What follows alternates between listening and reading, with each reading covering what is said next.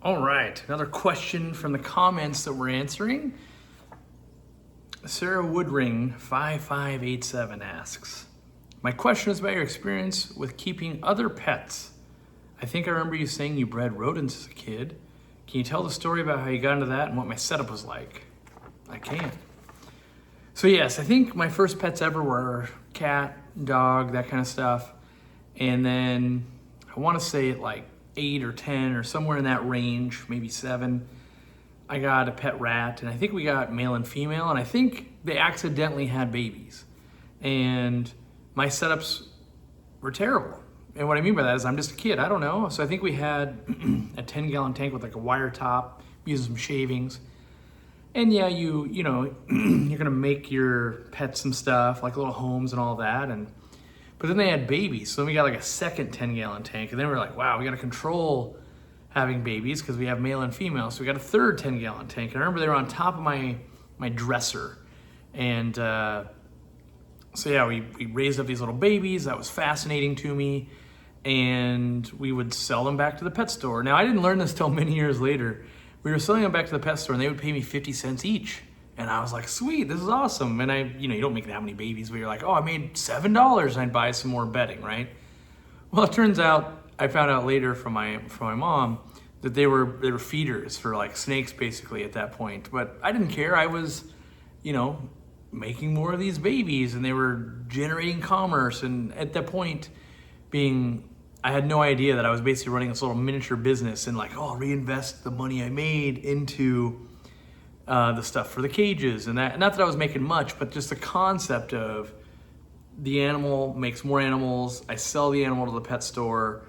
I buy things the animals need, reinvest back into the setup, even at a young age, I think kind of set me up for running Aquarium Co-Op and all the stuff I've done since then. And so, I've also bred, at my house, we had some dogs breed one time and raised those baby chihuahuas. It was my parents kind of doing that. It wasn't really me necessarily, but experienced that, lovable, fun. And then there's things like crested geckos we had done, my wife and I. Not a ton. I've done axolotls. Here you can see I've got like 15 little baby turtles. Been doing these little baby turtles for a long time, like 10 years now. So in general, it was really easy to get into breeding fish. And I did a lot of series on breeding fish for profit and all of that, but that's never my main goal. Like, you have to love the animals and want to be working with them to do the amount of work for the peanuts you'll get at the end. Sure, every once in a while you're first to market, you're making some good money to pay back all of the prior 2,000 bad decisions you've done with owning pets. Like, maybe you shouldn't have owned 6 horses at one time in your life, or maybe you shouldn't have done this, or that fish should have sold really well, but they all died, whatever it was, right? But in general, I love to see fish reproducing, and in the videos, I think you guys see it off time. I filmed a video earlier today, and I was like, oh sweet, I got babies in here. And they were left over. I'd given away the adult fish, but I was still stoked that I had babies. Because to me, and people have challenged me on this for sure, when I see babies in the tank, I feel like I've done something right. I've created an environment, they're getting enough food, enough protection, that there's babies. And people will point out, just because there's babies doesn't mean it was a good environment. That's true, I do agree, but I go out of my way to try and provide a good environment. And so I do feel that the fry or the babies of fish or whatever I'm working with is a product of my trying hard. And it's very rewarding to be like, hey, I made more. Now, not very often is it like, ooh, I'm gonna get rich. That hasn't been me in a long time. There were times when I needed it to. I need this fish to pan out because I spent $300 getting these and I don't really have that kind of money, and the first batch of fry will make me whole and then pay for the electric bill on the fish room and all of that. But the goal was always, like, the first things I bred, when I think I kind of got into fish breeding, honestly, it was my first aquarium I ever set up, 65-gallon, and we had went to buy some tetras, but they, my buddy had told me, like, well, let's get 6 tetras, 65-gallon tank, 6 tetras, because I was chomping at the bit. I'm a new person. I want to keep fish. And they didn't have 6 tetras. Like, this pet store didn't have 6 tetras. It had like 3 of this one, 2 of that one, and I had to get fish that day, right? Because I'm jonesing. And so I ended up getting some mollies. Now, it turns out they were terrible in my water, but like a week or two later, there was baby black mollies in my tank, and boy howdy did that start and unlock a passion I didn't know it was gonna unlock. And so I really cared for them, raised them up, and in my mind at the time, I was like, I spent $4 each on these mollies, and I just made 32 of these things. I'm gonna be rich. Not knowing everything that went into it, but that's just my mentality of like, this is awesome, and I have more fish. I needed them anyway. So that, you know, kind of led me down loving live bears. I think that's one of the reasons I do love live bears and guppies and all of that. And eventually I got into breeding. I bred African cichlids for many, many years. I worked at an African cichlid store, and that was, I only made $12 an hour at the time. And it was enough to like scrape by, but if I needed anything, a car repair or just a medical bill, anything, that had to come from like extra money. And the extra money would come from breeding and selling African cichlids. I'd sell them to the store I worked at, we'd then retail them out. And so I got real familiar with the process of being a home breeder, taking care of the animals, doing all that extra work, and then selling them to a store in a bigger batch, and then watching them be sold for at least double or triple of what I got. And so I really, you know, I kind of learned a lot of lessons there that I wasn't selling them retail or anything like that. So I got a crash course in, yep, you're gonna breed these fish, you're gonna get $2 to $5 for them, you know, probably. And then we're gonna sell them for 20 or something. Like, oh, that seems so unfair, but the longer you work there, you go, oh yeah, but there's overhead, and there's this, and there's that, and there's one that dies, and this customer's a pain, and we gotta pay me. Like, you know, I had to remember, yeah, I bred the fish, I'm selling it to the store, but then the store is gonna pay me to sell the fish. And naturally, this is where I really learned from my employees. If I bred a fish, we sold it really well because I was really proud of it. Like, hey, have you seen these baby turtles I made? They're so cool. Let me show you the setup at home. Let me do this, let me do that. And so that was intoxicating to be an employee, and everyone wanted the fish that you were making and all of that. And that worked out great for me for quite a few years, probably 7-ish years. And I was doing some selling on Aquabid and all of that. And then I opened my own store, and I was still breeding and I was enjoying it. And then YouTube kind of hit for me. And then we got a lot more popular. I wasn't just one guy in a small fish pond in a small city. Now we were, you know, starting to go global, and we're getting more popular. And then there'd be lots of people like, I saw you have the fish in the fish room. It's breeding. When are those ready to go? I need them. And that extra pressure was not fun. You know, each week, are they ready? Are they ready? Are they ready? And that wasn't fun because I was at a production factory, and I had lost all of the magic of like, oh wow, they made them, and someday they will go to a store and I'll get some money on my timeline, or they'll go to my local club. I ran the breeder award program for a few years for my local club, and that was really fun too. And I really support, I want to see fish get into kids' hands. I want to see fish get into other breeders' hands. I want people that want to appreciate the animal to get a hold of the animal.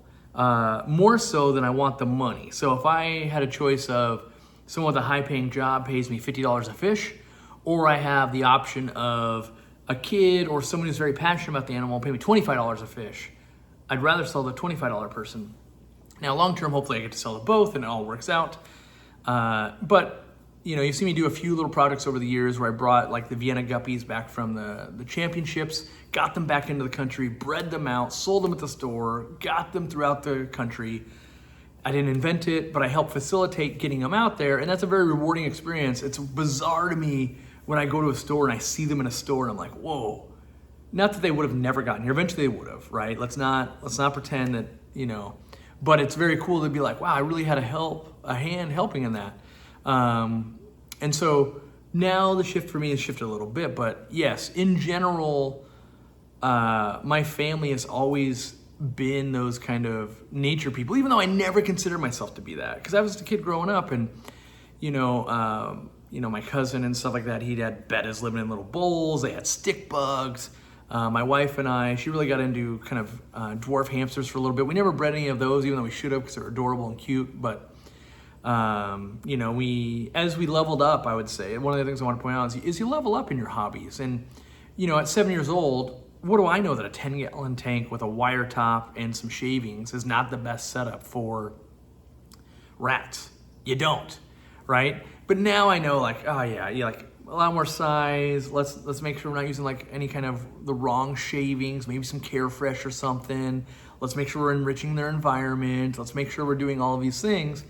And that's where I'm at now. Like when I get into a pet, I start thinking about like what's it take to really kind of offer something that's going to enjoy. And that's why for the most part, like my smallest aquariums are 40 gallons. I like to have more room than less.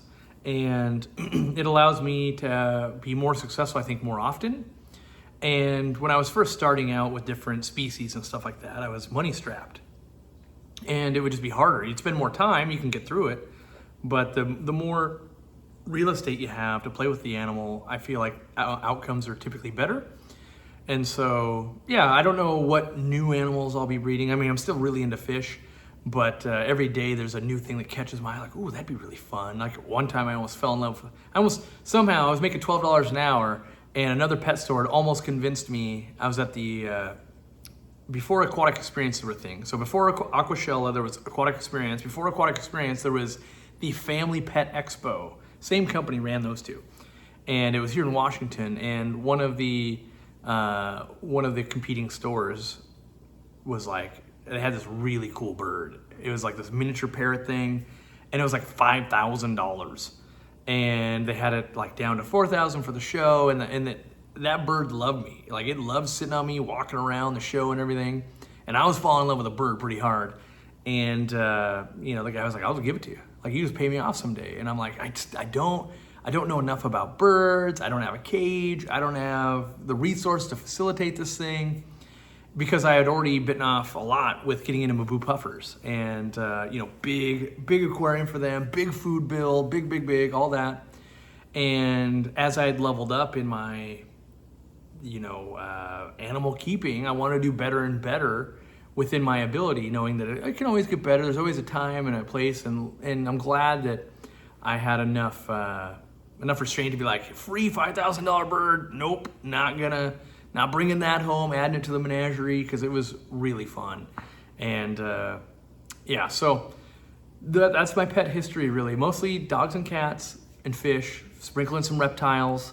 My wife, growing up, a lot of her siblings were allergic to animals, so they had like a bunny, and that was it. So, we got into animals later in life as adults, and now it keeps us busy. We don't have any kids or anything, but I play with animals and fry all around, and we hang out with other kids and stuff. So yeah, it's been fun. And I would say that's my origin story. I would have never thought breeding some rats and them being feeder rats when I was done with them to coming to Aquarium Co-Op. Like it makes sense to breed a little bit of fish, a little bit of that. But those skill sets so young in life, I do think laid a foundation that let me learn how to handle working with stores because I was doing it so young. Yes, my mom was helping me, but that was much easier as I started breeding fish and doing things and doing those activities that I was already, I wasn't for the first time at the age of 22, like, oh, I gotta talk to an adult and see if I can sell them something. Instead, it's like, oh, I've done this. You go into the pet store and you go, hey, you got these things, I make these things, you wanna get these things from me? And luckily it worked out ever since. And so I've been able to coach a lot of people and help facilitate that. And we still try and buy from breeders from our local store. It's still gotta work out with the popularity we've gotten. We've kind of got so much influx and not enough outflow that we can't always buy everything. But I think a lot of stores can get certain breeders matched up with certain fish is really beneficial for both parties. So I still want to create a better situation in my local club, and I'm thinking about that, working on that, because I want to get into the more local scene, just because we've grown, and I want to make sure that I'm still part. If I tell you guys to join your local club and do all that, I've got to be that person too, where I'm showing up to the local club, I'm donating fish or selling fish that I bred, and yeah, they might go for cheaper and all that, but then I also get to buy your fish and get that to be a full circle. So there you go. That's my answer to my pet keeping career.